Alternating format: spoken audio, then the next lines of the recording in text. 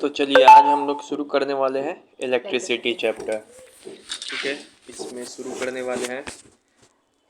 तो सबसे पहले हम लोग ये देखेंगे, थीम है हमारा एक लाइन से चैप्टर में जितना फार्मूला यूज हो रहा है, जितना ये हो रहा है फार्मूला यूज, उसको हम एक लाइन से पहले समझेंगे। फिर लास्ट में न्यूमेरिकल बनाएंगे अगले वीडियोज़ में।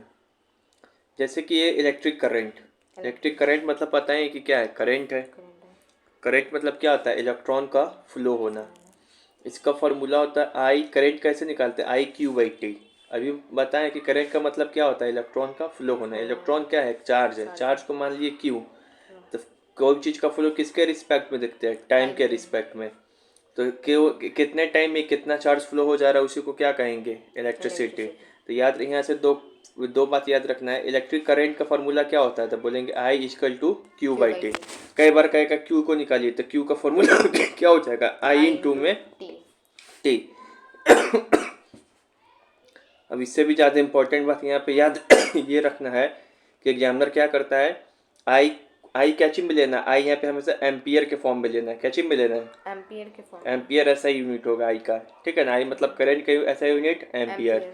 क्यू मतलब चार्ज, क्यू का क्या चीज में लेते हैं, कूलम्ब में। क्या चीज में लेते हैं, टी क्या चीज मिलेंगे, आवर में नहीं, सेकेंड में। टी क्या चीज मिलेंगे, सेकेंड में। यहाँ पे मैंने लिख भी दिया है, क्यू हमेशा क्या चीज मिलेंगे, कूलम्ब में। टी हमेशा क्या चीज लेंगे, सेकेंड में। तो अब बताओ तो ये फिर एम्पियर क्या लिखा है, एम्पियर किसका ऐसा यूनिट है, करंट का। कैसे आता है करंट का, जैसे कि किसी का ऐसा यूनिट निकालना है, जैसे आई का, तो पहले क्यू का यहाँ पे लिखना पड़ेगा। क्यू का क्या होता है, कूलम। टी का क्या होता है, सेकंड। तो कूलम बाई सेकंड क्या होता है, एम्पियर। यही हो गया। कभी अच्छा ये बात सही लिखा हुआ है, 1 ampere equal to 1 second by पर कूलम। गलत है। क्या होगा, 1 एम्पियर का फॉर्मूला क्या हो जाएगा, 1 कूलम बाई 1 सेकेंड। ठीक है, तो ये ऊपर वाला समझ में आ गया। अब यहाँ पे कई बार कहता है कि 1 एम्पियर को डिफाइन करके बताइए, लिख के। क्या होता है 1 मार्क्स में, तो 1 ampere, when 1 coulomb of charge flow for 1 second then current is said to be 1 ampere. कितना इजी है। 1 एम्पियर को कैसे डिफाइन करेंगे आप, इसका वैल्यू 1 कब आएगा, जब 1 कूलम चार्ज फ्लो होगा कितने सेकंड के लिए, 1 सेकंड के लिए। तो कट जाएगा तो क्या बच जाएगा, 1 तो यही होगा। ठीक है, याद हो गया। इसी तरह 1 कूलम का क्या होगा, अपने से जब 1 एम्पियर का करंट फ्लो होगा 1 सेकेंड के लिए, तो when 1 ampere of current flow for 1 second then amount of charge is circulated is called 1 coulomb. एकदम इजी है, याद हो गया। फार्मूला इसी अपने से बना सकते हैं। तो उसका फार्मूला खत्म हो गया। इसी से रिलेटेड एक और फार्मूला आता है, Q बराबर NE। Q बराबर NE। Q बराबर NE फार्मूला का कहाँ यूज है, Q क्या बताता है, चार्ज। N क्या बताएगा, नंबर ऑफ चार्ज कितना फ्लो हुआ है, नंबर ऑफ इलेक्ट्रॉन कितना फ्लो हुआ है, नंबर ऑफ इलेक्ट्रॉन कितना फ्लो हुआ ये बताएगा। E क्या है, इलेक्ट्रॉन। E क्या है, इलेक्ट्रॉन।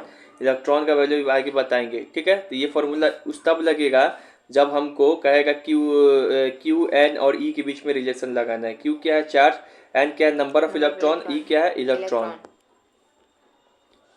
फिर से ओम्स लॉ क्या होता है अभी डिटेल में आगे बताएंगे। पहले इसका समझ जाओ कि ओम्स वी बराबर जो आई आर, इस चैप्टर का सबसे इंपॉर्टेंट फॉर्मूला है, यही ओम्स लॉ से आता है।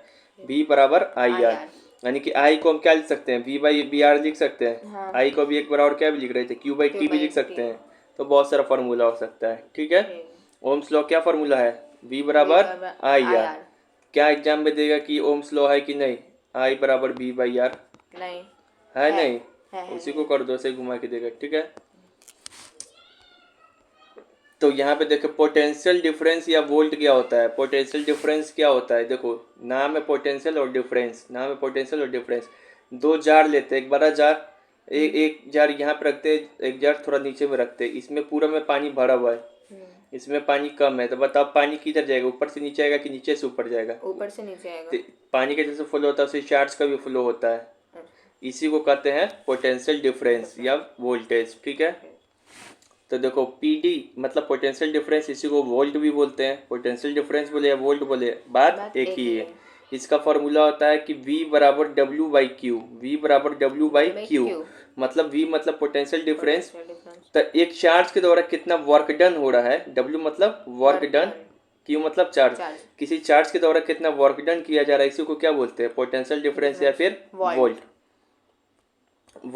ठीक है।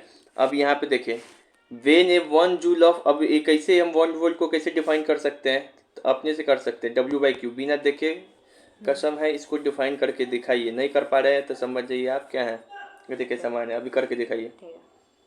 ये 1 जूल है तो मतलब चार्ज के रिस्पेक्ट में कितना। नहीं तुमको इंग्लिश में करके देखा, बिहार बोर्ड में हो, रमेश रानी में। नहीं व्हेन 1 जूल आगे बता दिया। हो गया, क्या पढ़ाई करते हो यार, इतना भी बता दिया यार, नहीं सीखो अभी तक, आ नहीं रहा है तुमको इंग्लिश में बताने। When 1 joule of work is done, when 1 joule of work is done with respect to किसके, 1 जूल और 1 कूलम ऑफ चार्ज, तब क्या होगा, जो वोल्ट जनरेट होगा क्या होगा, 1। यहाँ पे 1 वोल्ट कैसे आएगा, जब वर्क डन का वैल्यू क्या रखे 1 जूल, अब 1 कूलम का चार्ज वैल्यू क्या रखे 1 कूलम। कूलम, तो यहाँ पे यही ना लिखा हुआ है, when 1 joule of work is done in carrying 1 coulomb charge then the potential difference is called 1 volt। कैसे भी बताएं कि 1 एम्पियर का डिफिनीशन कैसे लिखाता है, कि जब एक कूलम चार्ज फ्लो होगा 1 सेकेंड के लिए तो 1 एम्पियर कहेंगे। फिर कैसे बताएं अभी कि 1 कूलम का डिफिनीशन कैसे लिखेंगे, तो जब 1 एम्पियर का चार्ज फ्लो होगा कितने देर के लिए, 1 सेकेंड के लिए। अब बता रहे कि कैसे कहेंगे 1 वोल्ट, तो जब 1 जूल वर्क होगा कितने देर के, वो 1 जूल वर्क किसके द्वारा किया जाएगा 1 कूलम चार्ज के द्वारा, तब क्या होगा पोटेंशियल डिफरेंस। ठीक है, समझा भी दिए और लिखना भी सिखा दिए, अब याद करते रहिए। When 1 joule of work done होगा, यहाँ इसका वैल्यू 1 लाना कैसे होगा, जब 1 जूल वर्क डन होगा किसके द्वारा, कैरिंग बाय 1 कूलम चार्ज, तब होगा 1 वोल्ट। ठीक है, अब तो 1 वोल्ट लिखने आ गया, 1 वोल्ट को कैसे लिख सकते हैं 1 जूल बाई 1 कूलम। ठीक है, लिख सकते कि नहीं लिख सकते हैं। अब हमको इसका ऐसा यूनिट निकालना है, वोल्ट यानी कि क्या, बोलो ना यार, potential difference. 1 joule work done by क्यों होता है, वो वर्क डन का क्या होता है यूनिट, जूल, कूलम का चार्ज। तो बोल सकते हैं कि 1 वोल्ट मतलब वोल्टेज का जो होता है ऐसा यूनिट जूल पर कूलम, तो यही है ऐसा यूनिट कितना होगा वोल्टेज का, पर कूलम। क्या डायरेक्ट रटवाया जा रहा है कि समझा के रटवाया जा रहा है, समझ गए ना, मतलब बात तुमको रटवा भी दिया जा रहा है, समझा भी दिया जा रहा है, वरना सीधे क्या कहा इसका ये फार्मूला पता नहीं चलेगा, कभी ऐसे हो रहा वैसे हो रहा, तुम अपने से भी बना सकते हो फार्मूला। तो ये हो गया। अब एक और फार्मूला मिलेगा चैप्टर में है रेजिस्टेंस के ऊपर। रेजिस्टेंस को क्या चीज़ से डिनोट करते हैं, आर से। क्या चीज़ से डिनोट करते हैं, इसका ऐसे सिंबल ऐसे होता है ओम, इसको बोलते हैं ऐसे ओम, ऐसे करके होगा चैप्टर में। इसका फॉर्मूला होता है R equal to rho L by A, R equal to rho, क्या है ये, इंटू एल बाई ए, क्या है rho into L by A. ठीक है, ये होता है इसका फॉर्मूला, एकदम दिमाग रखेंगे। यहाँ पे ये रो क्या है सब चीज बताते हैं, ये क्या है रेजिस्टेंस। रेजिस्टेंस होता है क्या है कि रेजिस्टेंस होता है जैसे कि तार के अंदर एक ऐसा मतलब कोई क्वालिटी है तार का जिसमें कि करंट को फ्लो होने के लिए क्या करेगा, रोकेगा। अभी तुम्हारा 10 का एग्जाम है, तुमको क्या रोक रहा है, तुम्हारे मन में अभी भोज खाना है, तो वही तुम्हारे लिए रेजिस्टेंस है। ठीक है, तो वही रेजिस्टेंस है। इसी तरीके से यही है रेजिस्टेंस, कि ये जो करंट को फ्लो होने के लिए जो रोकता है जो चीज़, उसी को बोलते हैं रेजिस्टेंस। रेजिस्टेंस के जैसा ही एक होता है रेजिस्टिविटी भी। ये क्या है रो, ये क्या है रो, इसको बोलते हैं रेजिस्टिविटी। क्या बोलते हैं रेजिस्टिविटी। और ये क्या है एल मतलब लेंथ, ये क्या है ए। ये कोई तार होगा, ये ऐसे तार होगा, तार ऐसे ही ना होता है दिखने में, तो इसका कोई ना कोई लेंथ होगा, इसका कोई ना कोई अपना एरिया होगा, जिस मटेरियल से बना होगा उसका रो भी होगा, मतलब रेजिस्टिविटी भी होगा। अगर इन तीनों का ऐसा साइंटिस्ट फार्मूला लाए, उसी को क्या बोल दिए रेजिस्टेंस। क्या बोल दिए रेजिस्टेंस। तो रेजिस्टेंस में क्या क्या फॉर्मूला याद रखना है कि ये R equal to rho L by A. R क्या है रेजिस्टेंस, रो क्या है रेजिस्टिविटी, एल क्या है लेंथ ऑफ द वायर, ए क्या है area of cross section of the wire. Area cross section मतलब क्या है, यही ना एरिया है, यही से वायर का यही है। अब यहाँ पे एक फॉर्मूला और याद रखना है कि जब रो यानी कि जिसको बोलते हैं रेजिस्टिविटी, इसको सिग्मा बोलते हैं, जिसको बोलते हैं कंडक्टिविटी। ये रेजिस्टिविटी या कंडक्टिविटी को आपस में इंटू करेंगे तो इसका वैल्यू क्या आता है 1। बस इसको इतना ही पे रोक दो, इसको इतना ही जानना है। रेजिस्टिविटी कौन है, ये रेजिस्टेंस इंटू रेजिस्टिविटी को इंटू करने पे 1 नहीं आता है, किसके इंटू करने पे 1 आता है सिग्मा पे, कंडक्टिविटी। रेजिस्टिविटी को कंडक्टिविटी से यानी कि सिग्मा को इससे करेंगे, रो को सिग्मा से करेंगे तो कितना आ जाएगा 1 आ जाएगा। अब ऐसा यूनिट क्या होता है आर का? आर मतलब रेजिस्टेंस। Resistance. क्या होता है? ओम। अभी बताए ना ओम। हाँ एक होता है कंडक्टेंस, 1/R करेंगे तो क्या मिल जाएगा? 1 बाई रेजिस्टेंस, कंडक्टेंस जिसको बोलते हैं जी। इसका होता है ohm inverse mho siemens. Ohm inverse mho siemens, ये किसका होता है ऐसा यूनिट? कंडक्टेंस का। कंडक्टेंस का जी, जिसको जी से डिनोट करते हैं। एक आता है कंडक्टिविटी। कंडक्टिविटी क्या होता है? Conductivity conductivity.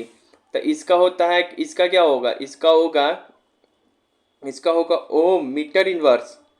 Metre inverse ohm metre inverse, इसी को ऐसे लिख सकते हैं mho by metre, siemens by metre.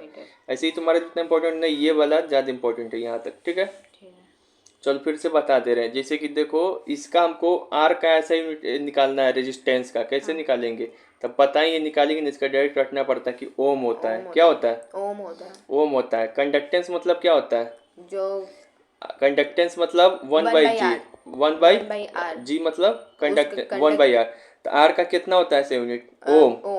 ओम तो 1/ओम लिख सकते हैं। हाँ, तो ओम उसको ये इनवर्स ऊपर में लाएंगे तो इनवर्स हो जाएगा कि नहीं हो जाएगा? ओम इनवर्स को क्या बोलते हैं? मोह। मोह को क्या बोलते हैं? सीमन। सीमन बोलते हैं। अब ओम इनवर्स में अगर मीटर इनवर्स इनटू कर देंगे तो क्या मिल जाएगा? कंडक्टेंस। अब इसी को ऊपर नीचे करके हम लोग लिख सकते हैं। ठीक है ना? ओम इनवर्स को क्या बोलते हैं? सीमन भी बोल सकते हैं कि नहीं बोल सकते हैं? तो सीमन बाई मीटर भी लिख सकते हैं कि नहीं लिख सकते हैं? एनालाइज करोगे इसको। ठीक है, ये हो गया। अब आते हैं फिर दूसरा स्लाइड पे। पर मेरे दिमाग में ये चल रहा है, जब उसको एक ही चीज कहते हैं वो रहता है, कोई दिक्कत नहीं। एक चीज का बहुत नाम होता है हीटिंग। अब हीट वाला भी एक टॉपिक होगा तुम्हारे बुक में, उसमें है heating effect of electric current. Current से कैसे हीट पैदा होता है, हीट से कैसे करंट पैदा होगा, उसके बारे में बताया गया है। ठीक है ना? उसका फॉर्मूला होता है H=I² बराबर RT। H=I² बराबर RT। जैसे तुम्हारा बल्ब हो गया, वो गर्म होता है तो बढ़ता है, वो फिलामेंट वाला बल्ब पहले था। टोस्टर हो गया, फिर से आयरन हो गया, ये सब हीटिंग इफेक्ट पे काम करता है। जूल्स लॉ ऑफ हीटिंग पढ़ेंगे। अब यहाँ पे सिर्फ फार्मूला खेल रहे हैं हम लोग पूरा चैप्टर में, तब ये देखेंगे H= क्या होता है? I² RT। अब यहाँ पे है क्या क्या? H क्या बताता है? हीट। I क्या बताएगा? करेंट। R क्या बताएगा? T क्या बताएगा? तब बोलेंगे कि हीट किसी भी सर्किट में करंट के क्या होता है? स्क्वायर के बराबर। रेजिस्टेंस के डायरेक्टली प्रोपोर्शनल, टी के भी डायरेक्टली प्रोपोर्शनल। अब इसी हीट को फार्मूला को हम बहुत तरीके से लिख सकते हैं। ये लिखा हुआ है, तुमको मेनली यही याद रखना है, बाकी अपना कन्वर्जन कर सकते हैं। क्या हीट को ऐसे भी लिख सकते हैं? I² बराबर RT है, R इंटू में T। I² को क्या लिख सकते हैं? हमको पता है ना, V= क्या होता है? IR कौन सा I? Ohm's law. तो I=V/R लिख सकते हैं। तो V²/R² किसके जगह पे लिखे? I की जगह। जब इसके जगह पे क्या लिखेंगे? R इसके जगह पे क्या है? तो ये R से कट गया तो कितना बच गया? V²/RT। यही लिख दिए। यही फॉर्मूला ला दिए कि नहीं ला दिए? एग्जामिनर कहेगा इसमें से कौन हीट करना ही है, अपने से चेंज करते रहना। अब ये फॉर्मूला कैसे ला सकते हैं बताइए? H=VIT कैसे ला सकते हैं? देखिए H= क्या होता है? I² RT। ठीक है ना? V के टर्म्स में लाना है और I के टर्म्स में लाना है, यानी कि R को क्या करना है? हटाना है, गायब करना है। तो ओम्स लॉ फिर इस्तेमाल करेंगे। V= क्या होता है? IR। V= क्या होता है? R= क्या होगा? पहले देखो R को क्या होगा? V/I। तो H=I² इंटू में V/I इंटू में T। ये इसी से काटेंगे तो H= क्या होगा? VIT वेलोर। ठीक है ना? VIT वेलोर। तो ये हीट का मेनली यही फार्मूला होता है, लेकिन इसी से घुमा घुमा के बोलता है कौन सा वाला फार्मूला गलत है, कौन से सही। कर लोगे ना? जब भी हीट का आएगा 4 ऑप्शन आएगा, तो एक तो ये फार्मूला बिल्कुल ही याद होना चाहिए कि H=I² बराबर RT ओरिजिनल है। उसके बाद तुम ओम्स लॉ लगाना और देखना। ऐसे तो तुमको एग्जाम के लिए एकदम रट भी जाना है कि V=IT भी होता है और V² बराबर R भी होता है, और इसका कन्वर्जन भी हम बता दिए। कंडक्टेंस अभी बताए ना, कंडक्टेंस मतलब क्या होता है? 1/R। 1/R बताओ तो। R का ऐसे यूनिट ओम। तो इसका क्या होगा? Ohm inverse. इसी को क्या बोलते हैं? मोह या सीमन।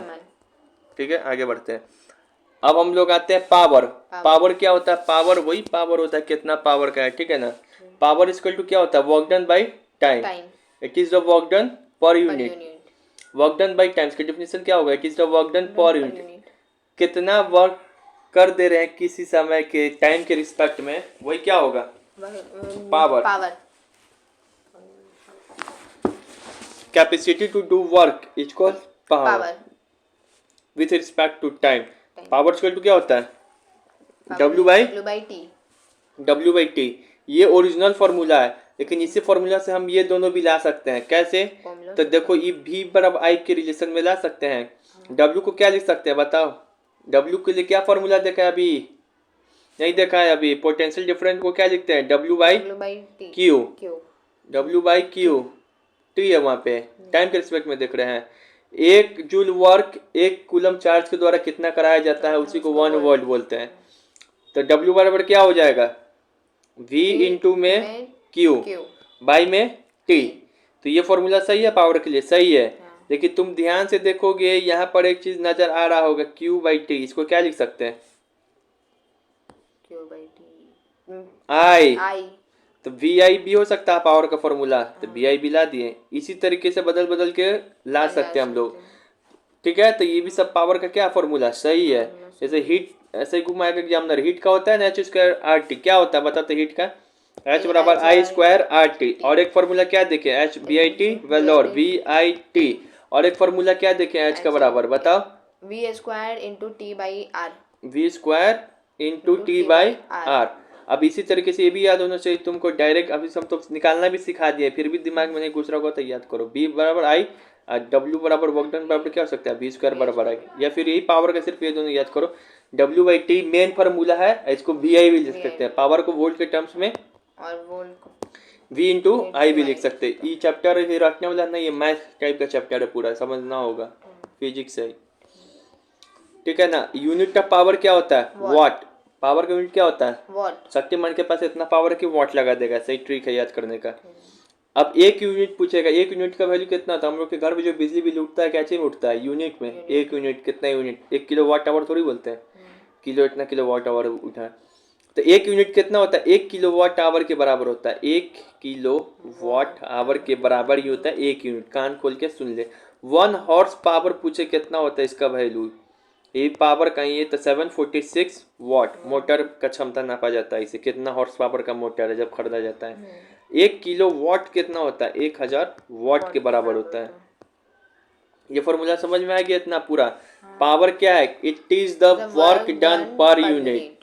पावर का फॉर्मूला आता है ओरिजिनल में W बाई टी, और इसको B इंटू आई भी लिख सकते हैं, ठीक है। पावर का ऐसा यूनिट होता है वॉट, और 1 किलो वाट आवर होता है किसके बराबर? 1 यूनिट के बराबर। 1 हॉर्स पावर होता है 746 वाट के बराबर। 1 किलो वाट होता है 1000 वाट के बराबर। ये हो गया। पीछे हमने रेजिस्टेंस पढ़ाया था, रेजिस्टेंस का। तो रेजिस्टेंस का सिंपल फॉर्मूला था, किसी वायर का सिर्फ निकालना हो कुछ तो अब उसके ऊपर था। आजकल तो क्या चीज था? रो L बाई ए। ये रो क्या है? रेजिस्टिविटी। और हमने बताया था रेजिस्टिविटी इनटू में सिग्मा क्या था? ये कंडक्टिविटी। इसका वैल्यू क्या होता है? 1 होता है, ठीक है। वो सब उधर ही भूल जाइए। उस फॉर्मूला का कब यूज होगा? जब कोई एक ऐसा वायर रहेगा, जब कोई ऐसा वायर रहेगा, बोलेंगे वायर है, अब इसका लेंथ L है, एरिया A है, इसको बढ़ाए घटाए तब रेजिस्टेंस पे क्या फर्क पड़ेगा? उससे अलग सवाल बनता है, इससे अलग सवाल बनेगा। इस दोनों फार्मूला से, ये भी रेजिस्टेंस का ही फार्मूला है। लेकिन इसमें एक का फार्मूला अप्लाई करेंगे जब ऐसा फिगर टाइप वाला क्वेश्चन दिया रहा है ऐसा सर्किट टाइप का, इसको सॉल्व कीजिए कितना आएगा इसका वैल्यू, ऐसे टाइप का। या फिर ऐसे दे सकता है, इसको सॉल्व करके दिखाइए। तो इसका मतलब क्या होता है? देखो जैसे बनाते हैं ये,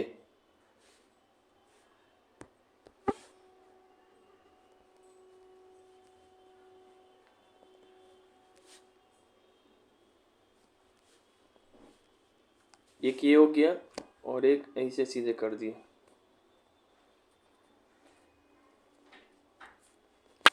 इसको बोलेंगे हम लोग कौन सा सीरीज? इसको बोलेंगे parallel series. Parallel circuit, series नहीं, पैरेलल सर्किट, इसको क्या बोलेंगे, सीरीज सर्किट। पैरेलल में क्या होता है, दिखाई पड़ेगा, एक के पैरेलल दूसरा होगा सर्किट, है ना। हाँ। इसके पैरेलल ये, इसके पैरेलल ये है, तो ऐसे टाइप का जो सेटअप होगा, क्वेश्चन बनाएंगे तो अपने पता चल जाएगा, तो इसको क्या बोलेंगे, पैरेलल सेटअप या सर्किट। ऐसा टाइप का होगा, इसमें पैरेलल है एक दूसरे के, कोई नहीं, इसको पूरा एकदम सीधा है, एकदम जा रहा है इसे, मतलब ऐसे एक लाइन में दिखाई पड़े कोई चीज, इसको क्या बोलेंगे, सीरीज सेटअप। तो जब बहुत सारा रेजिस्टेंस दिया रहता है, क्या है यहाँ पे देखे ना, बहुत सारे, ये इसको बोलते हैं रेजिस्टेंस, इसके फिगर को बोलते हैं रेजिस्टेंस। इसका काम क्या है, करंट फ्लोइंग को रोकना, ठीक है ना, ठीक है ना, करंट को फ्लो होने से रोकता है, ठीक है ना। तो रेजिस्टेंस का वही काम है। तो जैसे कि इस अगर सीरीज में हो बहुत सारा रेजिस्टेंस, उसका मान का है, उसका वैल्यू का जोड़ने के लिए, तो उसको आर इक्विवेलेंट सीरीज का वैल्यू क्या होता है, R1 plus R2 plus R3 plus R4, मतलब कि ये ऐसे हम दे दिए, इसका वैल्यू दे दिए 1 ओम, इसका वैल्यू दे दिए 2 ओम, इसका वैल्यू दे दिए 3 ओम। तो आप हमको जोड़ के दिखाई कितना होगा, तो 2 1 3 3 6, आंसर क्या हो जाएगा, 6 ओम। अगर अगर पैरेलल है तो पैरेलल का फॉर्मूला होता है 1/R1 plus 1/R2 plus 1/R3 plus 1/Rn, जितना होगा, ठीक है। तो 1/R1 क्या होता है, 1/R इक्विवेलेंट क्या होगा, 1/R1 प्लस 1/R2, ऐसे ही करते हैं। जैसे कि इसको हम करके दिखाते हैं, जैसे कि यहाँ पे दे देगा ऐसे,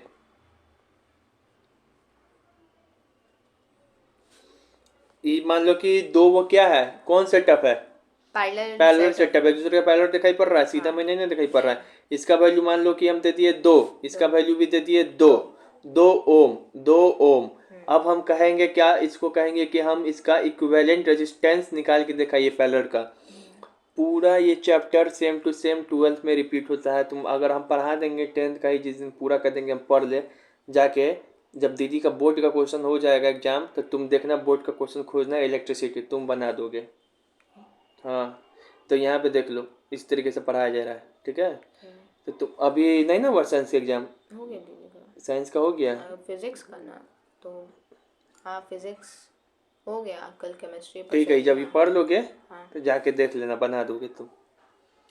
तो इसको कैसे करेंगे, इसको ऐसे करेंगे, 1/R1 1/R इक्विवेलेंट क्या होता है, 1/R1 मतलब 2 प्लस 1/2, तो कितना हो जाएगा, 1/R इक्विवेलेंट 1/2, 1/2 कितना होता है, 2/4।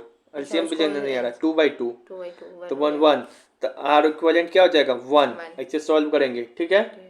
तो ये फॉर्मूला कब लगाते हैं, रेजिस्टेंस का 2 फार्मूला है हमारे पास।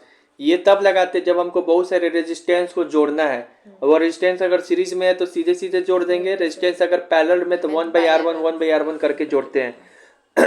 दूसरी बात, वो वाला फॉर्मूला कब लगाते हैं, R equal to row L/A, जब किसी सिंगल वायर में हमको रेजिस्टेंस का कुछ इन्ने उन्ने करना रहे तब, ठीक है।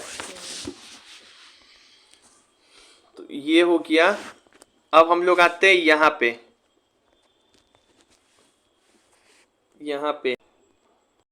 ये वाला तो तुम्हारे लिए नहीं, ये सब फॉर्मूला, ठीक है, लिखा हुआ है नॉट फॉर 10, ऐसा ही है, दूसरा का है। यहाँ पे आते हैं, अब कुछ वैल्यू जानेंगे। 1 किलोवाट आवर किसके बराबर होता है, 1 यूनिट के बराबर। इसका वैल्यू होता है, रट लेंगे 3.6 इंटू 10 की पावर 6 जूल, 3.6 इंटू 10 की पावर 6 जूल। 1 इलेक्ट्रॉन वोल्ट किसके बराबर होता है, 1.6 इंटू 10 की पावर -19 जूल, 1.6 इंटू 10 की पावर -19 जूल। 1 इलेक्ट्रॉन किसके बराबर होता है, तो इसका वैल्यू होता है 1.6 इंटू 10 की पावर -19 कूलम। Q बराबर एन वाला जब सब प्रॉब्लम सॉल्व करेंगे ना, तो यहाँ पर E का वैल्यू जो होता है अपने मन से ले लिया जाता है, यही 1.6 इंटू 10 की पावर -19 कूलम। इसी तरीके से पूछे, ये वाला याद मत करे, इसी तरीके से पूछे 1 कूलम का वैल्यू कितना होता है, तो 6.25 इंटू 10 की पावर 8 इलेक्ट्रॉन, 6.25 इंटू 10 की पावर 1 इलेक्ट्रॉन। ये चारों वैल्यू एकदम रटा हुआ चाहिए, नहीं तो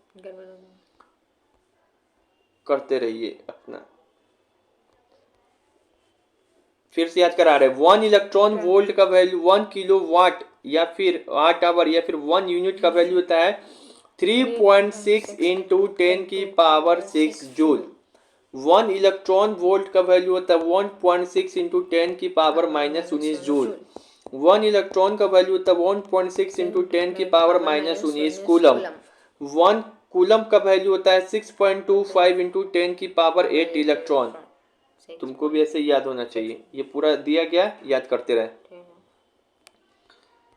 कैपेसिटर कांस्टेंट का इतना वैल्यू होता है 8.85 इंटू 10 की power -12। Value of solar constant 1.366 kilo watt metre square. ये तुम्हारे लिए नहीं है दोनों, ठीक है, यहाँ पे लगा हुआ, ये 10th के लिए नहीं है, 12th का ये, ठीक है।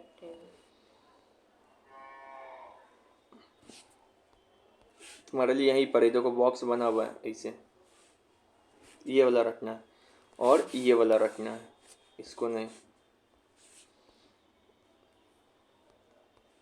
अब ऐसा यूनिट एक बार पढ़ तो लिए, एक बार रिवीजन करते हैं। करंट का क्या होता है? एम्पियर। वोल्ट का क्या होता है? वोल्ट। पोटेंशियल डिफरेंस का क्या होता है? वोल्ट। इसी को क्या बोलते हैं? जूल पर कूलम भी।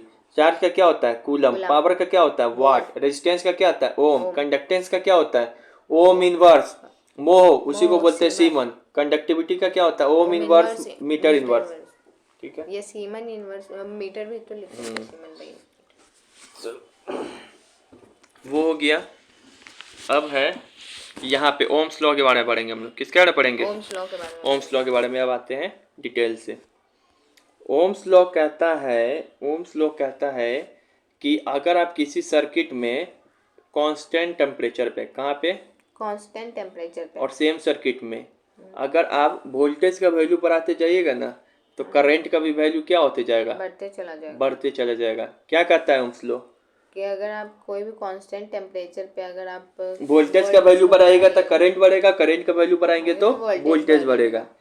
मतलब किसके किसके बीच में रिलेशन देता है? पहले वोल्टेज और करंट के बीच में। तो potential difference is directly proportional to current. कौन बोलता है ये बात? ओम्स लॉ बोलता है। तब ये प्रोपोर्शनलिटी का ऐसे होता है, B बराबर I, यही ना बोलता है ओम्स लॉ। लेकिन ये प्रोपोर्शनलिटी का साइन हटाना पड़ेगा कि नहीं हटाना पड़ेगा? तो इसको साइन को हटाने के लिए इसे लगाएंगे और इसके जगह पे क्या लगा देंगे अपने से? कांस्टेंट। वही कांस्टेंट क्या आ जाता है? R। तो यहीं से निकलता है V इक्वल टू IR। यही हो गया ओम्स लॉ का प्रूफ। बोर्ड में आता है 10th में भी 12th में भी। तो V इक्वल टू IR। अब इसका फिगर बना के भी दिखा देंगे ओम्स लॉ में। ये देखिए इसका फिगर ये है। ये इस साइड क्या रख दिए हम? करंट को सजा दिए। क्या रख दिए? करंट को सजा दिए। फिर ये वोल्टेज है, मतलब जब वोल्टेज V1 है तो करंट I1 है। फिर वोल्टेज बढ़ा है V1 तो करंट क्या पहुंच गया? I2। मतलब ज्यादा वैल्यू बढ़ते चला जा रहा है ना इसे। फिर V3 मतलब जब इधर करंट का वैल्यू बढ़ा रहा है तो उधर भी वोल्टेज का वैल्यू बढ़ रहा है, इधर करंट का वैल्यू भी बढ़ रहा है कि नहीं बढ़ रहा है? तो ऐसे ही बढ़ते चला जा रहा है। तो यहाँ पे यही दिखा रहा है, इसी से करके सजा के दिखा देंगे। और बीच में जो एक स्लोप जा रहा है, बीच में एक स्लोप जा रहा है, दिखाई पड़ रहा है, दिखाई पड़ रहा है, जहाँ पे दोनों मिल रहा है। ये स्लोप कैसी का वैल्यू देता है? VA ग्राफ का, रेजिस्टेंस का। स्लोप कैसी का वैल्यू देता है? VI ग्राफ का, रेजिस्टेंस का। तो यही हो गया ओम्स लॉ ग्राफ, नीचे लिखा हुआ भी है। और यहाँ पे 2-3 बात एक्स्ट्रा में याद रखना है कि जो डायोड है, तुम नहीं समझोगे डायोड क्या होता है, 12th में होता है। जो डायोड है does not follow Ohm's law. Diode Ohm's law को फॉलो नहीं करता है। डायोड अभी नहीं समझेगा, ऐसा टाइप का होता है दिखने में मशीन के अंदर। लिक्विड जो होता है, पानी लिक्विड, वो फॉलो करता है पार्शियल ओम्स लॉ। मतलब पूरी तरीके से उसमें सही नहीं होगा कि V को बढ़ाएंगे I बढ़ते जाएगा पानी में, ठीक है। तो ये 2 बात याद रखना है। ओम्स लॉ का ही 5 नंबर का क्वेश्चन क्लियर। ओम्स लॉ आएगा लिखने के लिए तो क्या कहेंगे कि कांस्टेंट टेम्परेचर पे V डायरेक्टली प्रोपोर्शनल होगा I के। फिर ऐसे लिखेंगे potential difference is directly proportional to the current. उसके बाद ऐसे करके दिखाएंगे V इक्वल टू IR। फिर इसका स्लोप बनाएंगे, I बार V बढ़ाएंगे, I बार ऐसे होगा। इसका स्लोप क्या देगा? ये स्लोप क्या दे रहा है? रेजिस्टेंस। हो गया ओम्स लॉ। और उसके बाद लिखेंगे liquid does not follow partial of liquid follow partial Ohm's law, diode does not follow Ohm's law, ठीक है। ये हो गया पूरा चैप्टर का थ्योरी। यहाँ पर क्या, अभी चैप्टर का थ्योरी तो बाकी है। यहाँ पे आओ, यहाँ पे देखिए, यहाँ पे एक सवाल लिए हम। सवाल ये लिए हैं कि कभी आएगा कि बोलता है इसमें से कौन इलेक्ट्रिसिटी को कंडक्ट नहीं करेगा। बहुत सारा चीज़ दे देगा। सी इलेक्ट्रिसिटी को कंडक्ट करने के लिए क्या चाहिए? Free ions. इलेक्ट्रिसिटी को कंडक्ट करने के लिए क्या चाहिए? फ्री आयंस चाहिए। फ्री आयंस चाहिए, तब ना इलेक्ट्रिसिटी को कंडक्ट करेगा। फ्री होना चाहिए, मूवमेंट उसका होना चाहिए, फ्री आयंस होना चाहिए। डायमंड और ग्रेफाइट बताए थे। हाँ। बताओ डायमंड और ग्रेफाइट में कौन इलेक्ट्रिसिटी को कंडक्ट करता है? करता है, डायमंड नहीं करता। हाँ, उसके पास फ्री इलेक्ट्रॉन था, वही वाला बात यहाँ पे चल रहा है। सी वाटर, सी वाटर कर लेगा, सी वाटर कर लेगा। क्यों? क्योंकि सी वाटर में क्या रहता है? नमक। नमक में NaCl जाके टूट जाएगा, इलेक्ट्रोलाइट का काम करेगा। हाँ। तो सी वाटर इलेक्ट्रिसिटी कंडक्ट करता है। टैप वाटर में भी होता है, करता है। रेन वाटर में भी कुछ कुछ रहता है, ये जैसे कि सल्फर डाइऑक्साइड, ये सब चीज रहता है, वो सब कर देगा। विनेगर नहीं करेगा। एसिटिक एसिड जो भी जिसके ऐसे ही देगा। नींबू का रस करता है कि नहीं करता? ऑरेंज ऑरेंज तुमको लगेगा नहीं करता है। नींबू के रस में कौन सा एसिड होता है? Citric acid. साइट्रिक एसिड क्या होता है? खट्टे फलों में कौन सा होता है? Citric acid. तो एसिड और बेस का क्वालिटी है कि नहीं करंट को कंडक्ट करना? करना है। तो सही घुमा के देगा, ये नहीं बोलेगा एसिड करता है कि बेस करता है। वो तो पता है बच्चा को, बोलेगा नींबू का ऑरेंज जूस करता है कि नहीं करता है? क्यों करता है? क्योंकि इसके अंदर साइट्रिक एसिड होता है, तो ये कर देगा। अब बता, विनेगर करेगा कि नहीं करेगा?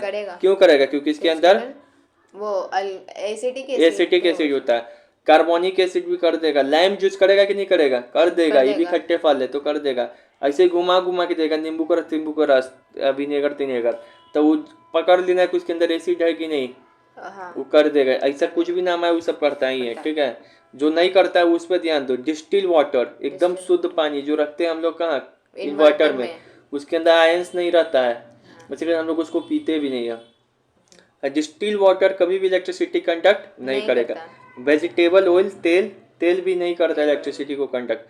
ग्लिसरीन ये भी नहीं करता। हेयर ऑयल अपना ऑयल नहीं करेगा। अल्कोहल, दारू, ग्लूकोज भी नहीं करता। ये दोनों एसिड बेस का ही क्वेश्चन है बुक का आंसर का। ये भी दोनों इलेक्ट्रिसिटी को कंडक्ट करेगा? नहीं करेगा। तो ये सब याद रखना है स्पेशली कि ये सब वाटर में सब प्रकार का वाटर करता है, डिस्टिल वाटर नहीं करता है। सबसे ज्यादा बच्चा यही फंसता है। अल्कोहल ग्लूकोज में भी देख के फंस ज्यादा ही करता है, नहीं करता है, ठीक है। बाकी हम बता दिए कौन कौन करता है, कौन कौन नहीं करता है। उसके बाद फिर आते हैं हम लोग यहाँ पे। हम लोग रेजिस्टेंस के फॉर्मूला को एकदम ध्यान से देखेंगे एक बार फिर से।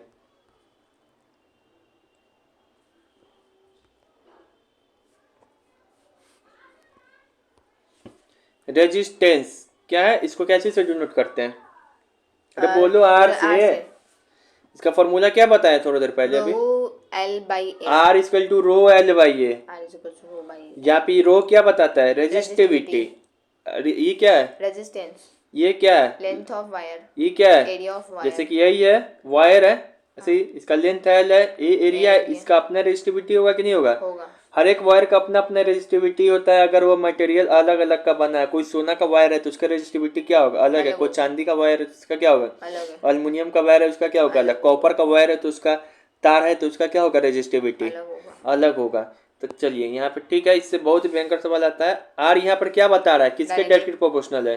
एल के। यानी कि किसी वायर का अगर हम लेंथ बढ़ा दे, ये एक वायर है और एक वायर ये लिए, तो पूछेगा तुमसे कि इसका लेंथ एल है, इसका 2L है, तो किसका लेंथ बड़ा है? पहले वाला वायर का कि दूसरे वाले का? 2L वाला का। ये वाला का वायर का ज्यादा लेंथ है, तो इसमें रेजिस्टेंस क्या होगा? ज्यादा होगा कि कम होगा?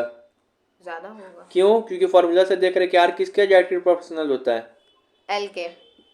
तो याद रखेंगे लेंथ बढ़ाएंगे तो आर क्या होगा? बढ़ जाएगा। लेंथ अगर 2 टाइम्स करेंगे तो आर क्या होगा? 2 टाइम्स हो जाएगा। लेंथ अगर 4 टाइम्स करेंगे तो आर क्या होगा? 4 टाइम्स हो जाएगा। इसी तरीके से आते हैं अब दूसरे बात पे। आर जो है इनवर्सली प्रोपोर्शनल होता है ए के, है ना? 1/a के है, ऐसे लिखा है। 1 करके लिखते हैं तो क्या होता है? इनवर्सली मतलब क्या होता है? उल्टा। इनवर्सली मतलब क्या होता है? उल्टा। डायरेक्टली मतलब सीधा। तो मतलब एरिया। अब कोई देखिए, अब जो है एक वायर है, एक है ऐसा वायर है। अब एक वायर हम ऐसा लेते हैं, किसका एरिया ज्यादा है? ये है एरिया A1, ये एरिया A2। किसका एरिया ज्यादा है? A1 का। तो करंट इधर से आसानी से पास कर जाएगा कि नहीं है? ज्यादा जगह है कि नहीं जाने के लिए? तो रेजिस्टेंस का काम था रोकना, जबकि ये आसानी से कर दे रहा है, तो रेजिस्टेंस क्या होगा? कम हो जाएगा। जबकि इसका मुंह देखो छोटा है एरिया का, तो करंट को तो घुसने ही में पहली बात की क्या होगा? दिक्कत होगा। इसको अंदर जाने ही में करंट को क्या होगा? दिक्कत होगा। तो इसके बाद याद रखेंगे कि रेजिस्टेंस जो है एरिया के क्या होता है, इनवर्सली प्रोपोर्शनल। मतलब एरिया बढ़ाएंगे तो रेजिस्टेंस क्या होगा, घटेगा। एरिया बढ़ाएंगे तो रेजिस्टेंस क्या होगा, घटेगा। घटेगा। जबकि लेंथ बढ़ा रहे थे क्या हो रहा था, रेजिस्टेंस बढ़ रहा था। कल होके कहेगा कि एरिया 2 टाइम्स कर दिए थे रेजिस्टेंस क्या होगा, हाफ हो जाएगा। एरिया का 2 टाइम्स करेंगे तो रेजिस्टेंस क्या होगा, हाफ हो जाएगा। एरिया 3 टाइम्स करेंगे तो रेजिस्टेंस क्या होगा, 1/3 होगा। रेजिस्टेंस क्या होगा, 1/3 हो जाएगा। ठीक है ना। टेम्परेचर भी पूछता है, ठीक है, इसमें समझ में आ गया। अगर टेम्परेचर है, अगर टेम्परेचर है, टेम्परेचर अगर बढ़ा देंगे, कोई वायर है, इसका टेम्परेचर बढ़ा देंगे तो रेजिस्टेंस क्या होगा, बढ़ जाएगा। रट जाओ सीधे, इसका प्रूफ 12th में। टेम्परेचर बढ़ाएंगे तो क्या होगा, और रेजिस्टेंस बढ़ जाएगा। टेम्परेचर इंक्रीज करेंगे तो रेजिस्टेंस क्या होगा, बढ़ जाएगा। बहुत ही फेमस क्वेश्चन 12th में भी 10th में भी कई बार पूछता है, कंपटीशन में। टेम्परेचर एक चीज देखिए, जितना डायरेक्टली प्रोपोर्शनल है वो उसी के साथ चलता है, जो इनवर्सली प्रोपोर्शनल है उसका उल्टा हो जाता है। उल्टा ही होता है, तो इसका मतलब भी वही होता है। कैसे समझ जाते हैं, क्या समझ जाता है, मतलब आर डायरेक्टली प्रोपोर्शनल है तो उसका सेम ही होगा, एल बड़ा हो जाएगा तो हाँ, तो वो भी बड़ा हो जाएगा। अभी वो दिखा भी तो दिए, छोटा गली उसके अंदर जाने में तुमको दिक्कत होगा कि बड़ा गली में, छोटे में, तो छोटा में भी करंट घुसेगा तो उसको दिक्कत होगा ना। हाँ। यही बात है। बड़ा गली एकदम है, जिसका एकदम बड़ा है, जो मुंह की बात नहीं कर, एकदम बड़ा गली है, बड़ा गली है, तो तुम जाते तो उसमें थकोगे कि छोटा गली में थकोगे, बड़ा में, तो बड़ा गली में भी करंट थक जाएगा उसी तरीके से। समझ में आ गया। अब जो R है वो टेम्परेचर के क्या होता है, डायरेक्टली प्रोपोर्शनल। मतलब टेम्परेचर इंक्रीज करेंगे तो रेजिस्टेंस भी क्या होगा, इंक्रीज होगा। किसी वायर को लेंगे, गर्म कर देंगे, तो उसमें करंट को और फ्लो होने में क्या होने लगेगी, जल्दी हो जाएगा, दिक्कत होगी। दिक्कत होगा। रेजिस्टेंस बढ़ रहा है मतलब करंट को दिक्कत ना हो रहा है, हाँ। जल्दी हो जाएगी। ये हो रहा, ये हो गया समझ। ये फॉर्मूला पूरा समझ में चिरफाड़ हो गया कि नहीं, हो गया। समझ गया, ठीक है। चलो अब यहाँ पे हम दो चीज दिखाए हैं, ऊपर देखो ध्यान से, दो चीज दिखाए हैं। क्या दिखाए बताओ, यहाँ पे क्या दिखाए, एक रेजिस्टिविटी, एक रेजिस्टेंस। खाली रेजिस्टेंस पर आ रहा है, रेजिस्टिविटी कब पढ़ाइएगा बताइए। अब और इसके बारे में डिटेल से पढ़ाते हैं। इसके बारे में डिफरेंस याद रखना है, रेजिस्टेंस और रेजिस्टिविटी के बारे में। अभी बताए ना रेजिस्टेंस, उसी के फॉर्मूला में छुपा हुआ है रेजिस्टिविटी भी। क्या होता है रेजिस्टेंस बराबर रो इनटू एल बाई ए, यही ना होता है रेजिस्टिविटी। हाँ। तो देखो रेजिस्टेंस और रेजिस्टिविटी में क्या अंतर है, तो ये लाइन तो बिल्कुल याद रख ले। रेजिस्टेंस क्या होता है, it is the ability of conductor to oppose the current. देखो दोनों करंट को ही रोकेगा, लेकिन फिर भी अलग अलग नाम क्यों है। It is the ability of conductor, ये जो कंडक्टर है, ये मान लो कि ये कंडक्टर है, इसका क्षमता है, रोकने की क्षमता को क्या बोलेंगे, रेजिस्टेंस। लेकिन यहाँ पे देखो क्या लिखा है, दिमाग घूमेगा। It is the ability of material of conductor to oppose current. यहाँ पे शब्द क्या चेंज हुआ है, मटेरियल ऑफ कंडक्टर। यहाँ पे शब्द क्या लिखा हुआ है, कंडक्टर। शब्द क्या लिखा हुआ है, कंडक्टर। ये जो कंडक्टर है, ये किसी करंट को रोक देगा, उसका एबिलिटी कितना, उसी को कहते हैं रेजिस्टेंस। लेकिन ये कंडक्टर किस चीज का बना है, सोना का बना है, चांदी का बना है, तांबा का बना है, हीरा का बना है, मोती का बना है, उसका कितना एबिलिटी है रोकने का, वो क्या है, रेजिस्टिविटी। तो रेजिस्टिविटी क्या है, मटेरियल वाला गुण है, और रेजिस्टेंस क्या है, कंडक्टर वाला गुण है। ये बिल्कुल ही याद होना चाहिए। मटेरियल ऑफ कंडक्टर यहाँ क्या है, सिर्फ कंडक्टर है। अब जो रेजिस्टेंस है, इसका ऐसा यूनिट क्या होता है, ओम।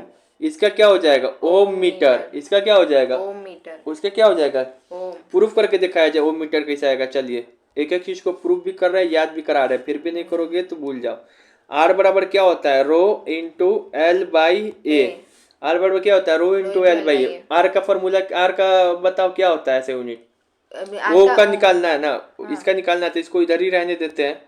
आर हम लोग को तो कोई सिखाता भी नहीं था कि कैसे ऐसे यूनिट लिखा है, तुमको भी नहीं कोई सिखाता होगा, सीधे रटवा देता होगा। इंटू ए बाई एल, अभी तुम निकालोगे खुद, यही हो गया ना। आर का क्या होता है, आर का ओम होता है। एरिया का क्या होता है, एम्पर। एम्पर। एरिया चल रहा है क्या एम्पियर चल रहा है, मीटर स्क्वायर। वो का है क्या, वो एरिया का नहीं पता रहेगा, वो कई वाला बात कर दिए ना। लेंथ का क्या होगा बताओ, नहीं बताओगे तब समझ जाएंगे। एम होगा, एम हो गया मीटर। तो ई मीटर से मीटर कट गया ना, क्या बच गया, ओम मीटर। मीटर तो तब क्या लिखे हैं यहाँ पे, ओम मीटर। नहीं पता हो तब भी इसे निकाल सकते हो, ठीक है, ओम मीटर। तो अब बताओ, अब इसके फैक्ट, अब हम लोग इससे और भी इम्पोर्टेंट चीज़ है, इससे हम लोग देखेंगे फैक्टर क्या लिखा है, factor affecting resistance, factor affecting resistance मतलब रेजिस्टेंस किससे प्रभावित होता है।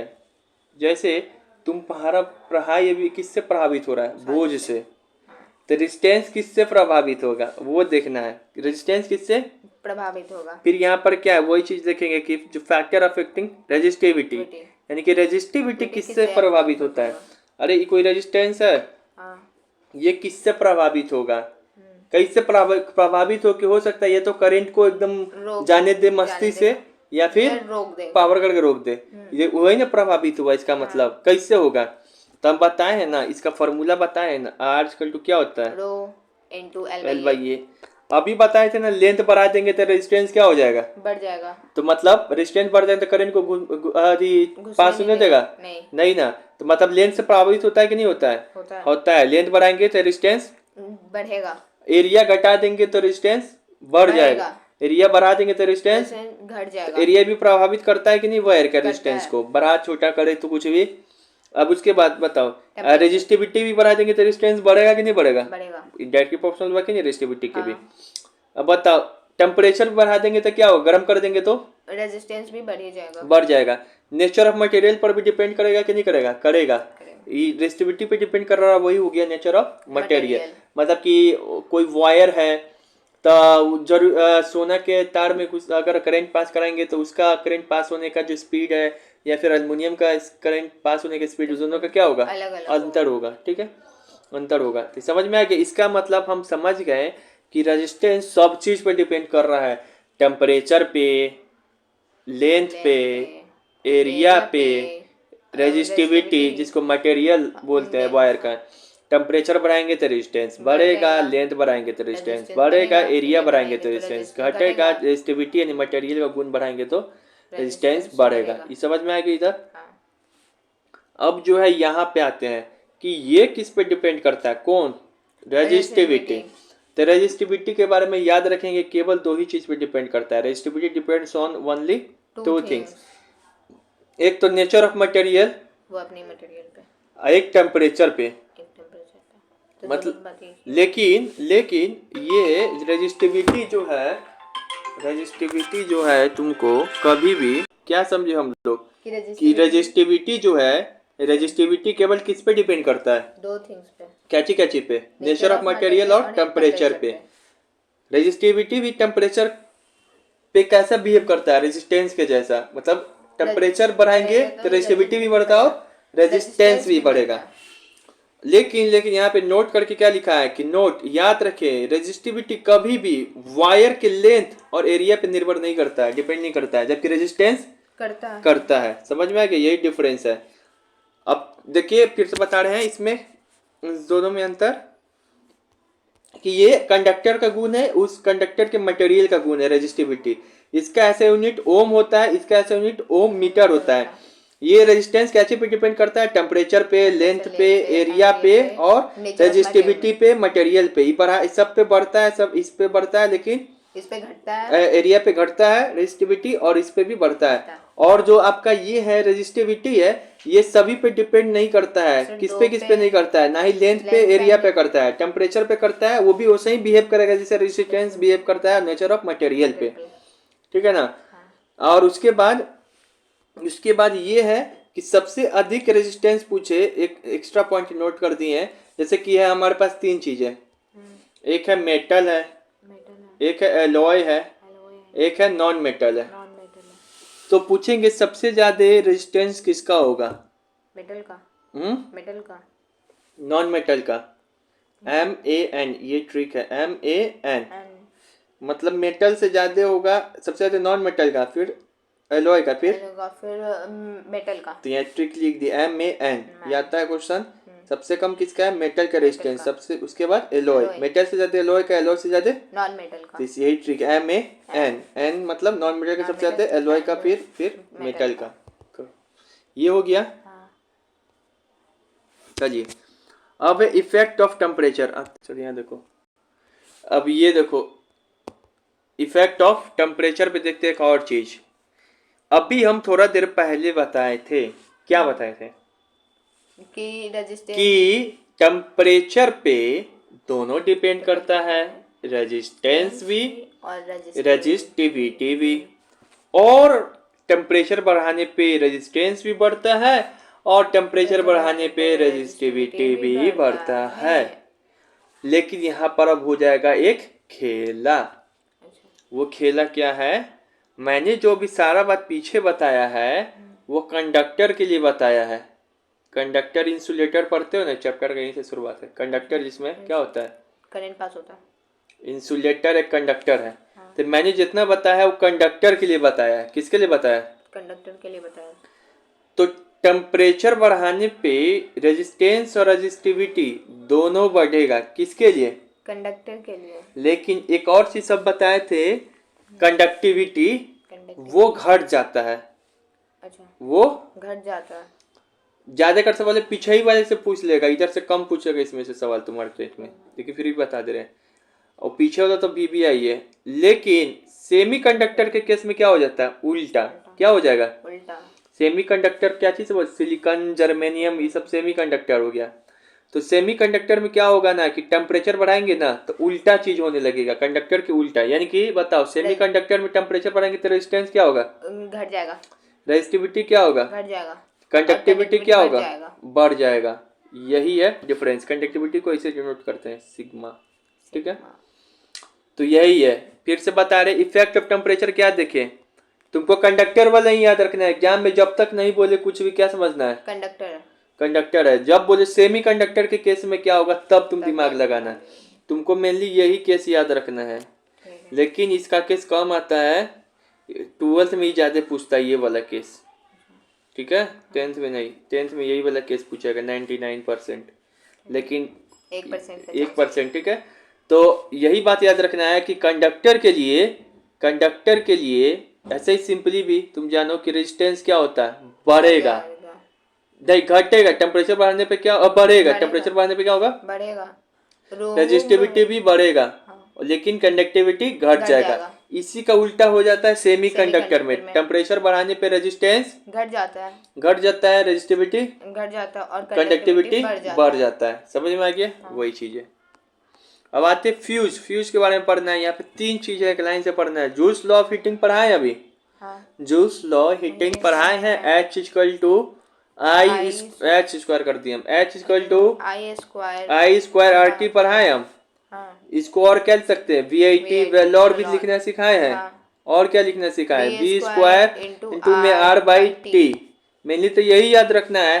ये तो VIT वेलोर कॉलेज के नाम से याद ही हो गया। एक और इसको याद करना है। ठीक है, जो भी हो अपना कर लेना। हम तो याद नहीं किया, हम तो निकाल देंगे एग्जाम में, मेरे पास आएगा। तुम भी वैसे ही करो, लेकिन तुम याद भी करो भी। उतना दिमाग नहीं हुआ है कि एग्जाम में बैग बैठोगे कर दोगे इस सब का।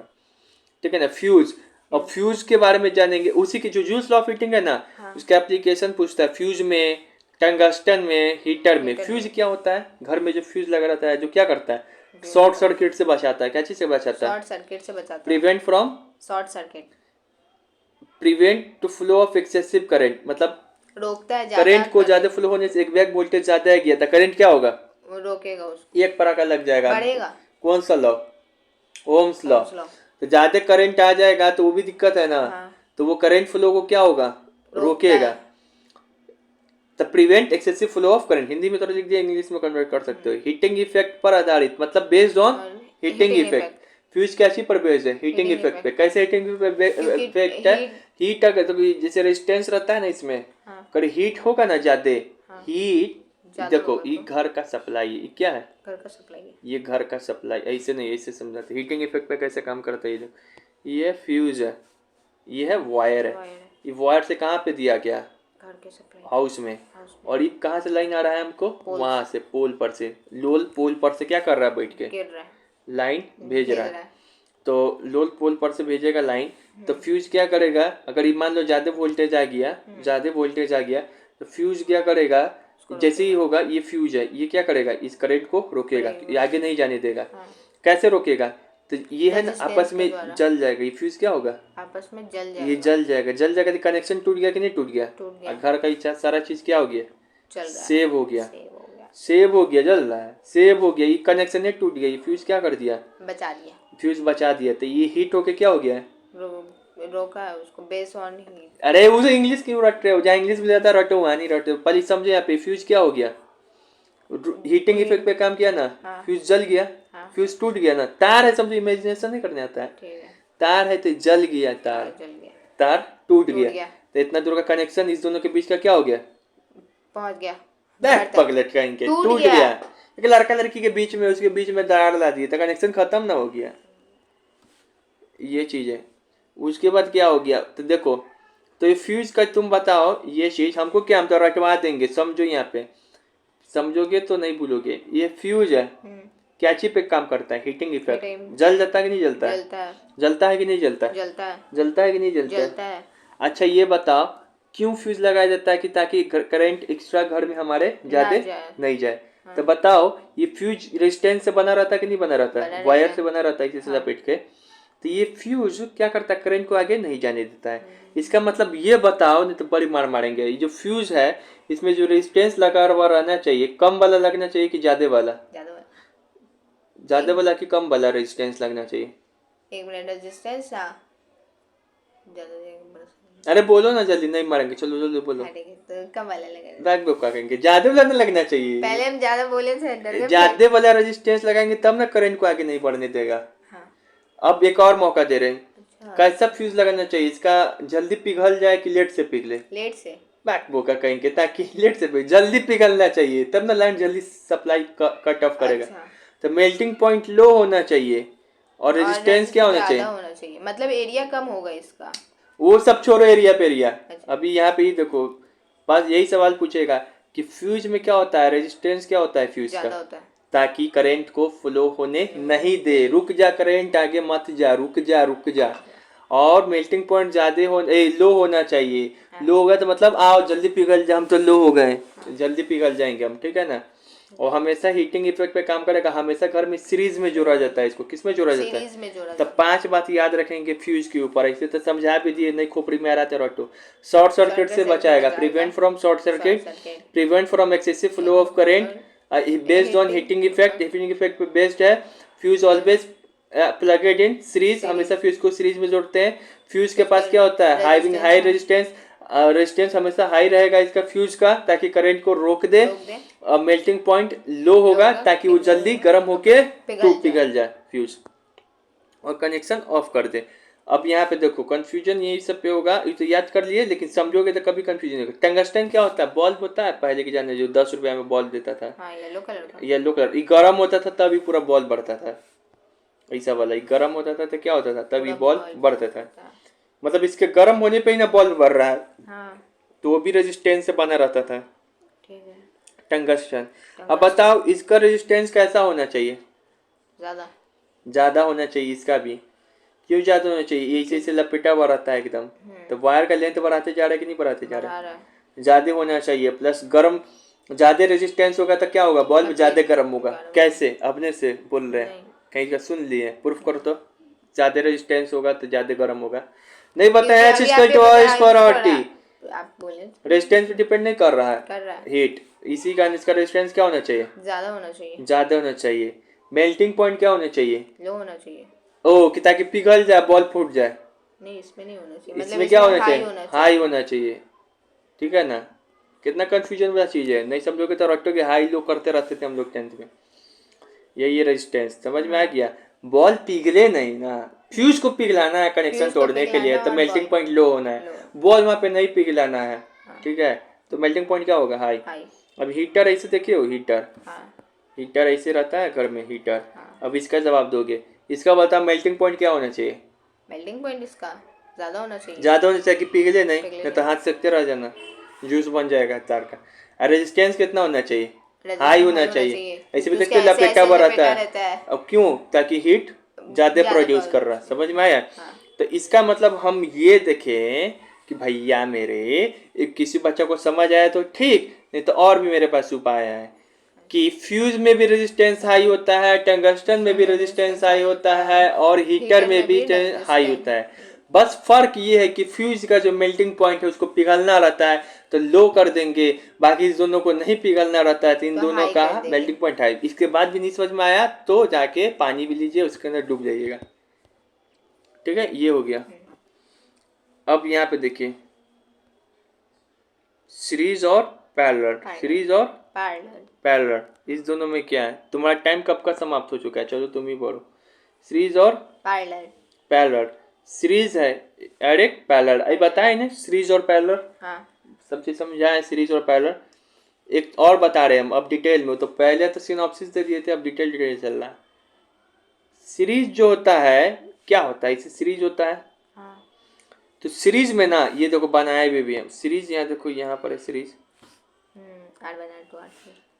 तो ये सब क्या, ये सब बनाने में समय नहीं लगता है, पूरा उपलब्ध है नोट्स, समझ ही नहीं आएगा वो सब, जल्दी याद ही नहीं होगा वो सब का भाषा। ये क्या है? सीरीज है, सीरीज सर्किट है। तो याद रखेंगे जो सीरीज होता है ना उसमें करंट सेम होता है। सीरीज में क्या होता है? करंट सेम होता है, मतलब हर एक रेजिस्टेंस के लॉन्ग करंट क्या चाहिए होगा? सेम होगा। लेकिन वोल्टेज या फिर पोटेंशियल डिफरेंस क्या होता है?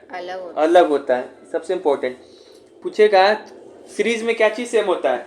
सीरीज में करंट सेम होता है। मतलब ये हर एक रेजिस्टेंस है ना, R1 है, R2 है, R3 R4 है, ये हर एक जगह हम करंट लेके नापेंगे ना, एम मीटर एक मशीन आता है, तो सब जगह करंट का वैल्यू क्या आएगा? सेम आएगा। लेकिन सब जगह रेजिस्टेंस का सब जगह वोल्टेज का वैल्यू क्या हो जाएगा? अलग अलग आएगा। वोल्टेज का वैल्यू क्यों अलग अलग हो जा रहा है? तो वोल्टेज का वैल्यू क्या होता है? V equal to IR। हम मान लिए कि पहले वाले पे अगर I सब जगह सेम है, लेकिन R सबका वैल्यू बदल ना रहा है, इसका करंट पहले वाले में क्या आ जाएगा? R1, दूसरों में क्या? R2 R3। तो इसी कारण वोल्टेज का वैल्यू क्या होता है? सेम नहीं, अलग होता है। और समझ में आ गया? रोट जाओ, करंट सेम होता है, वोल्टेज डिफरेंट होता है। और रेजिस्टेंस का फॉर्मूला क्या होता है जोड़ने का? सीरीज में डायरेक्ट जोड़ दो सीधा सीधी ऊपर, ये फिगर है। ठीक है, हाई रेजिस्टेंस पैरेलल के बीच में डिफरेंस लिखना तो इसे लिख दोगे इसे करके पूरा बना के। चलो अब पैरेलल में क्या होता है? इसी का उल्टा, आई क्या होगा? डिफरेंट होगा। आई क्या होगा? डिफरेंट होगा। मतलब यहाँ से अगर I1 भेजे तो ऊपर में गया तो I1 बन जाएगा, नीचे में जाएगा तो I2 बन जाएगा, करंट इसमें I3 बन जाएगा। आई क्या हो रहा है? डिफरेंट हो रहा है। तो सेम क्या होगा? वोल्ट या पोटेंशियल डिफरेंस सेम होगा, पैरेलल में सेम होता है। आर इक्विवेलेंट क्या होता है? ये 1/R1। Are equivalent equal to नहीं, ये देखो कट कर दिए, 1/R1 equal to 1/R1, 1/R1 is equal to R equal to नहीं, 1/R1 equal to R1 plus R2 plus RN। ठीक है, ये समझ में आया कि नहीं समझ में आया? तो ये किसका डिफरेंस है? सीरीज और पैरेलल के बीच का। ठीक है, ऐसे ही सर्किट हम जब पूरा चैप्टर होगा इसमें सॉल्व कराएंगे नेक्स्ट वीडियो में। अब हम आते हैं कुछ और, ये थोड़ा सा इधर तुम्हारा 10th का नहीं है, ये 10th वाले बच्चा इस वाले को नहीं पढ़े, लेकिन हम फिर पढ़ा दे रहे अगर किसी को वीडियो देना। डायनेमो क्या प्रोड्यूस करता है? AC current DC current. Dynamo क्या करता है? मैकेनिकल एनर्जी को इलेक्ट्रिकल एनर्जी में कन्वर्ट करता है। मोटर क्या होता है? इलेक्ट्रिकल एनर्जी को मैकेनिकल एनर्जी में कन्वर्ट करता है। जनरेटर डायनेमो क्या करता है? कन्वर्ट करता है मैकेनिकल एनर्जी को इलेक्ट्रिकल एनर्जी में। डायोड क्या करता है? ये एसी वोल्टेज को डीसी में बदलता है। ठीक है, डैड डी मतलब डायोड, ए मतलब एसी वोल्टेज, डी मतलब डीसी वोल्टेज। रेक्टिफायर क्या करता है? एसी को डीसी में बदलता है। ट्रिक एडीआर, एसी को डीसी में बदलता है। कौन? रेक्टिफायर। इन्वर्टर क्या करता है? डीसी को एसी में बदलता है। ट्रांसफार्मर क्या करता है? Setup voltage, AC voltage setup, AC voltage setup down करता है। बैटरी, ये तुम्हारे लिए 10th नहीं, तुम्हारे लिए बैटरी चार्ज करने तो कौन सा उपयोग करते हैं? Current, DC. ये 10th वाले बच्चों के लिए नहीं है, चलिए ऊपर ही वाला था। अब ये देखें थ्योरी क्लास का घर पे हम लोग अपने चैप्टर के हम लोग एक मशीन सब पढ़ेंगे। गैल्वेनोमीटर क्या होता है, बहुत सारा मशीन का नाम है बुक में। एम मीटर क्या है, पोटेंशियोमीटर क्या है, इलेक्ट्रोमोटिव फोर्स किससे नापते हैं, फिर से इलेक्ट्रोमीटर क्या है? इलेक्ट्रोमीटर नहीं, इलेक्ट्रो ओम मीटर क्या है, वोल्ट मीटर क्या है, ये सब क्या है, डिस्डेट क्या है। तो पहले तो ये सब देख ले रहे हैं, ये एकदम रट्टा बनाना चाहिए यहाँ पे। गैल्वेनोमीटर क्या है? तो बोलेंगे गोलबिया का देखते हैं मशीन लेके करंट चेक करते रहता है नीचे में, नीचे करके पीला कलर का रहता है, वही गैल्वेनोमीटर। तुमको घर में करंट आ रहा है कि नहीं आ रहा है उसको चेक करना है तो तुम कौन सा मशीन लगाओगे? गैल्वेनोमीटर। एम मीटर से भी क्या चेक करते हैं? करंट। फर्क क्या है? गैल्वेनोमीटर छोटा करंट को नापता है, कहीं छोटा मोटा नापना है किसी सर्किट में, इसमें तार में करंट आ रहा है कि नहीं, तो कौन सा मशीन यूज करेंगे? गैल्वेनोमीटर। और कहीं बहुत ज्यादा करंट ट्रांसफार्मर में जाके नापना है तो कौन सा एम मीटर का उपयोग करेंगे। दोनों से करंट नापते हैं, बस फर्क है कि गैल्वेनोमीटर से क्या करते हैं, छोटा करंट नापते गली कुची का करंट नापते हैं, एम मीटर से बड़ा करंट नापते हैं। ठीक है, यहाँ हो गया। अब आता है ओम मीटर। ओम मीटर क्या होता है, नाम में छुपा। ओम किसका ऐसा यूनिट है, रेजिस्टेंस, तो उससे नापते हैं रेजिस्टेंस का वैल्यू। क्या है, रेजिस्टेंस का value, electrical resistance. Volt meter किससे कैसी नापते हैं, पोटेंशियल डिफरेंस। क्या नापते हैं, पोटेंशियल किसी दो सर्किट के बीच में क्या पोटेंशियल डिफरेंस कहते हैं। पोटेंशियोमीटर से कैसी नापते हैं, electromotive force, EMF, electromotive force. Transformer क्या करता है, सेटअप डाउन, वो वोल्टेज को AC voltage, setup down AC voltage. ये तुम्हारे लिए नहीं है, छोड़ो। ठीक है, लास्ट वाला नहीं है। और इतना याद रखिए आप, गैल्वेनोमीटर छोटा करंट को नापेगा, measure small current. Ohmmeter measure electric resistance, ammeter measure current, voltmeter measure potential difference, potentiometer measure electromotive force को नापता है, transformer setup down AC voltage. ठीक है। अब आए, अब एक चीज और यहाँ पे नोट करके लिखा है, यहाँ देखिए क्या लिखा है। यहाँ पे लिखा है गैल्वेनोमीटर, बताए ना। हाँ। एक मशीन है, क्या करते हैं उससे, छोटा करंट नापते हैं हम लोग। तो गैल्वेनोमीटर में अगर शंट वायर लगा देंगे ना, शंट वायर लगा देंगे। शंट वायर होता है, पूछना दीदी से क्या होता है शंट वायर, 12th में। शंट वायर लगा देंगे तो गैल्वेनोमीटर में शंट वायर लगा के हम एम मीटर भी बना सकते हैं या फिर वोल्ट मीटर भी बना सकते हैं। मतलब एक क्यों डिवाइस है तुम्हारे पास, वो क्या है, गैल्वेनोमीटर। अभी हम दिखाएंगे बना के।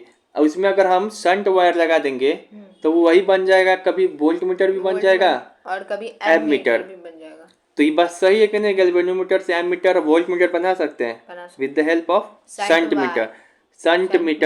वायर। लेकिन कैसे बनाएंगे, कभी किसी पैरेलल में कभी जोड़ेंगे शंट वायर को तो एम मीटर बनेगा, चाहे कुछ भी बने। कभी सीरीज में जोड़ेंगे गैल्वेनोमीटर के साथ। ठीक है, समझ में आ गया। अब अब वो तो ये तो सबसे ज्यादा इंपॉर्टेंट है, ये सब क्या करता है, ये सब एक नंबर में पूछता है ये सब। ठीक है, अब हम यहाँ पे आते हैं समझने की बात पे। ठीक है, इसको समझना है, रटना नहीं है। रटने वाला बाद में देंगे। ये गैल्वेनोमीटर है। इससे हम बोले हैं कि नहीं बोले हैं कि एम मीटर भी बना सकते हैं और वोल्ट मीटर भी बना सकते हैं कि नहीं बना सकते हैं। तो मान लो गैल्वेनोमीटर है ऐसा, ये जी क्या शो कर रहा है, गैल्वेनोमीटर है।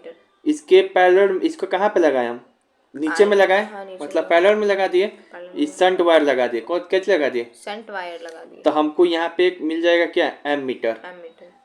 तो यहाँ पे यही लिखा है, गैल्वेनोमीटर के पैरेलल में शंट वायर लगा कर क्या बनाते हैं, एम मीटर का निर्माण करते हैं। ट्रिक क्या है, GAP। जी मतलब गैल्वेनोमीटर, ए मतलब एम मीटर। लेकिन कब शंट वायर का पैरेलल में, P मतलब पैरेलल। ये अब यहाँ पे देखो, ये गैल्वेनोमीटर है। हाँ। अब इसमें शंट वायर कहाँ लगा रहे हैं, सीरीज में, उसके सामने मतलब सीरीज में लगा रहे हैं। तो नीचे में क्या बन जाएगा हमको, वोल्ट मीटर। तो गैल्वेनोमीटर के सीरीज में शंट वायर लगा कर कौन सा मीटर बनाते हैं, वोल्ट मीटर। तो GSB। ठीक है, इसी को याद रखो, एक पैरेलल है तो दूसरा कैची में होगा, सीरीज में ना लगेगा भाई।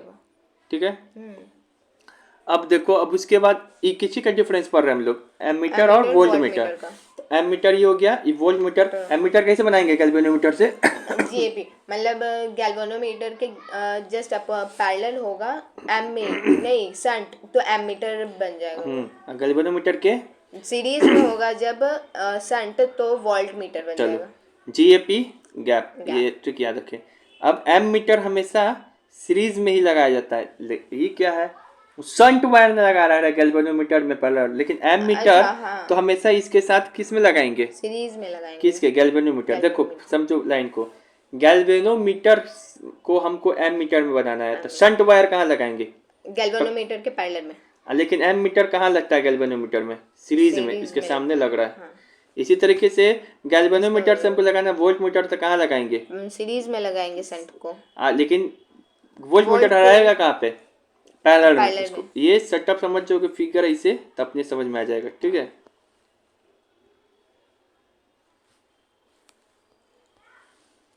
तो यहाँ पे यही लिखा है कि एम मीटर हमेशा सीरीज में ही लगाया जाता है नॉर्मली। अब वोल्ट मीटर पैरेलल में। एम मीटर क्या चीज को नापता है, करंट को, वोल्ट मीटर पोटेंशियल डिफरेंस या वोल्टेज को। फॉर आइडियल एमीटर, मतलब कोई एमीटर बहुत ही अच्छा है, बहुत ही अच्छा है, तो उसका रेजिस्टेंस का वैल्यू क्या होना चाहिए? बुका वाला बात कर दिए, 0 होगा। एमीटर कैसे को नापता है? एमीटर कैसे बुका वाला की करंट को नापता है, करंट को नापता है, करंट को नापता है। तो करंट को कौन नापता है? एमीटर। तो उस एमीटर के अंदर एक भी रेजिस्टेंस रहना चाहिए? नहीं ना। रहेगा तो करंट का वैल्यू तो रोक देगा, तो नापेगा अच्छा से? तो अच्छा रेजिस्टेंस करंट का दुश्मन है, रेजिस्टेंस करंट का दुश्मन है। तो आइडियल एकदम आदर्श पुरुष एमीटर हमको बनाना है, आदर्श पुरुष आदमी के जैसा, तो उसमें रेजिस्टेंस का वैल्यू कितना होना चाहिए? 0 होगा। ठीक है। फॉर आइडियल, अब बता वोल्ट मीटर के लिए, फॉर आइडियल वोल्ट मीटर एकदम आदर्श वोल्ट मीटर बनाना है, एकदम बढ़िया वाला वोल्ट मीटर, तो उसमें रेजिस्टेंस का वैल्यू क्या होगा? इसका तो फॉर्मूला इनफाइनाइट होगा। चलो बताते हैं प्रूफ करके। V इक्वल टू क्या होता है? आई यार, यही तो हम भी सोच आई रहे यार, थे। ये V का वैल्यू एकदम क्या चाहिए? वो हाई हाई चाहिए, मतलब एक बार 0 रखते हैं तो पूरा क्या हो जाएगा? 0 हो तो जाएगा। घंटा नापोगे 0 रख देंगे तो। हाँ, अब इन्फिनिटी लेंगे तब नहीं, पूरा का वैल्यू क्या आ जाएगा? इन्फिनिटी, मतलब एकदम जितना वोल्टेज है सब नाप दो उसके अंदर, ठीक है। ये इससे समझना है। अब यहाँ ये हो गया तो हो ही गया। देखो कितना टफ वाला चीज था, कितना इजी समझ में आ गया, मजा आ गया। अब जो फिर से बताते हैं। हमको पता है कि गैल्वेनोमीटर से एमीटर भी बनाते हैं, वोल्ट मीटर भी बनाते हैं, लेकिन शंट वायर लगा के। इसका ट्रिक है GAP। जब गैल्वेनोमीटर में शंट वायर हम लगाएंगे पैरेलल में, और क्या एमीटर लगाएंगे सीरीज में, तो हमको बन जाएगा गैल्वेनोमीटर। जब गैल्वेनोमीटर में वोल्ट लगाएंगे, ये शंट वायर लगाएंगे सीरीज में, और वोल्ट मीटर लगाएंगे पैरेलल में, तो हमको बन जाएगा वोल्ट मीटर। हमको पता है कि एमीटर करंट को नापता है, वोल्ट मीटर वोल्टेज को नापता है, और हमको बहुत अच्छा एमीटर बनाना है, तो उसका रेजिस्टेंस का वैल्यू क्या होना चाहिए? और एमीटर वोल्ट मीटर का वैल्यू क्या होना चाहिए? वोल्ट मीटर में रेजिस्टेंस का वैल्यू क्या होना चाहिए? ज्यादा होना चाहिए, ज्यादा होना चाहिए। कैसे पता चल रहा है? V equal to I R. अब आई का वैल्यू हमको ज्यादा लेना है, आई का वैल्यू क्या लेना है? ज्यादा लेना है, तो यहाँ पे आर का वैल्यू क्या लेना पड़ेगा? 0, ताकि इस पूरा वैल्यू क्या आ जाए? 0, इनफाइनाइट। 0 से डिवाइड करते 0। ठीक है, ये हो गया, समझ में आ गया। अब बाकी तो सब याद हो ही गया। ठीक है, तो यहाँ पे पूरा थ्योरी कंप्लीट हो गया है, ठीक है, चैप्टर का। All the best. रुकिए, कितना ला बुक लाता हूँ।